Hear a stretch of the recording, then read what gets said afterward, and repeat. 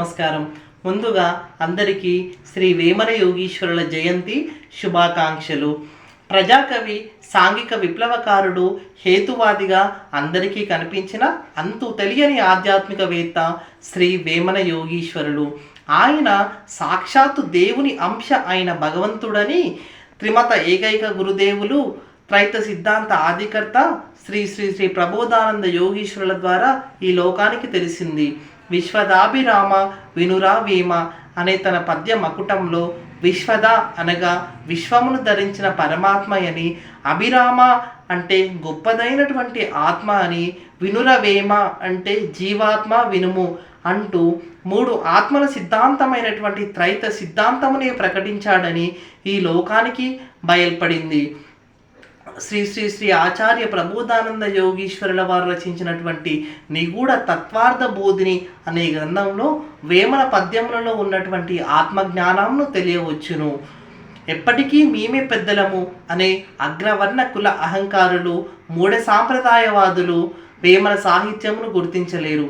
కానీ ఒక విదేశస్థుడైనటువంటి సిపి బ్రౌనుధర వేమన పద్యంలో ఉన్నటువంటి ఆధ్యాత్మిక శక్తిని గుర్తించాడు. వేమన పద్యములను ముద్రించి ప్రచారం చేశాడు. వేమన వారసులమైన మనము కూడా వేమన తెలిపినటువంటి ఆత్మజ్ఞానాన్ని తెలుసుకొని ప్రచారం చేద్దాము. ఇప్పుడు నిగూఢ తత్వార్థ బోధిని అనే గ్రంథంలో 68వ పద్యంను చదవబోతున్నాను. దొరసాని ఎవ్వతే దొరకుమారుండనగానెవ్వడు, ధరణి ఎనగనేమి కరణమివ్వడు, దీని భావము తెలిసి జ్ఞానిగావలెనయ, విశ్వదాభిరామ వినురవేమ. దొర, దొరసాని అనే పదములు భార్యాభర్తలకే వర్తించును. దొరసాని అనగా ప్రకృతి లేక మాయ అని అర్థము. దొర అనగా ప్రకృతికి అతీతంగా ఉన్న, ప్రకృతిని భరించుచున్న పరమాత్మ అని అర్థము.